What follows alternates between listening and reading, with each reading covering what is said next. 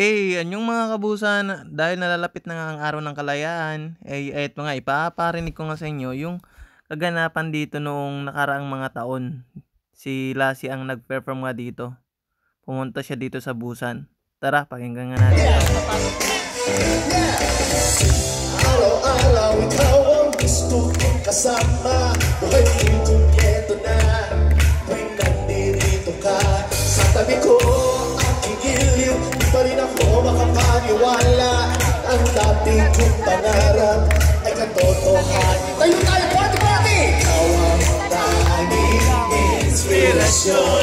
Ang pasaya sabay-sabay dahil sa'yo. Eto nga mga kabusan, dinumog talaga sila ng mga kababayan natin. Diba, napakasaya ng tignan, no? May simpleng bagay na nakakita ang ating mga kapwang mga Pinoy. Para sa'yo, mamahal na hindi pasasapa. Gagawin ko ang lahat para lang sa'yo sita.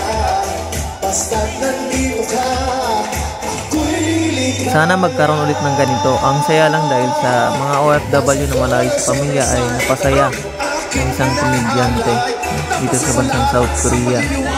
Buhay ko ito na namirami bigyan ko na para sa satsako. Iniwanag din ang buhay mo.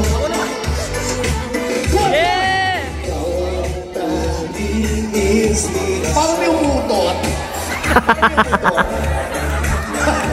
Harapin, gagawin ko ang lahat. Come on! Sa'yo sita, basta't nandito ka. Sabay-sabay! Sabay! Dahil sa'yo, ang di magtataas ay sa'yo. Taas ang kamay, lahat tayo. Ang pagmamahal na walang katapusan. Grabe, dinudumog talaga sila ng ating mga kababayan. Diba? Ang saya lang tignan ng mga ating mga kababayan dito. Nandito din ako mga kabusan. Ako yung nag-video dito at medyo malikot pa ang aking kamay. So, Ito na! Ako'y ligaya!